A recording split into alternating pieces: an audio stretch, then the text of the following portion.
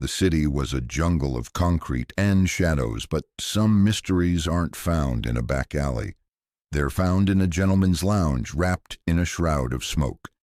I'd been hired to crack a tough case, the case of the rolled leaf. Where does a cigar really come from? What secrets does it hold? The trail started not on the cold pavement, but in the warm, sun-drenched tropics. Every story has a beginning. This one's written in the soil of places like Cuba, Nicaragua, the Dominican Republic. The locals, the Taino, they knew the secret of the tobacco leaf long before the rest of us caught on. They cultivated it, smoked it in their rituals. Then Columbus stumbled onto the scene and the secret got out. The leaf went global, but its heart never left these sun-drenched, hard-working lands. This is where our story begins, in the cradle of flavor.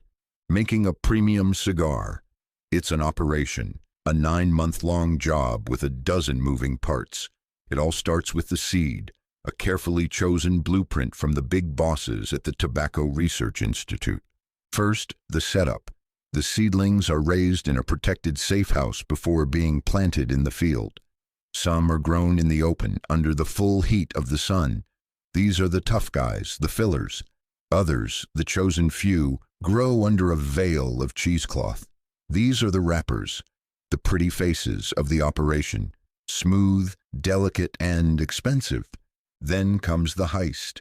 The leaves are harvested by hand, a few at a time, from the bottom up. Each leaf is a score, taken at the peak of its value. It's a delicate job. No mistakes. Next, the interrogation. The leaves are hung in curing barns, left to sweat it out. They give up their green, turning a rich, telltale brown. After that, they're piled into stacks called pilones.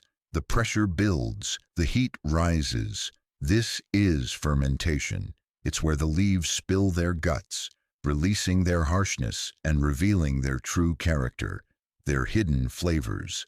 After the interrogation, the leaves go into hiding. They're aged for years, sometimes decades. They lay low, letting their flavors get deeper, richer, more complex. Time is the secret ingredient. It turns a good leaf into a great one. Finally, it's time to meet the mastermind, the torcedor, the roller. This is where all the pieces come together. With hands that have a memory of their own, he blends the different leaves, the bold ligero, the aromatic seco, the smooth velado.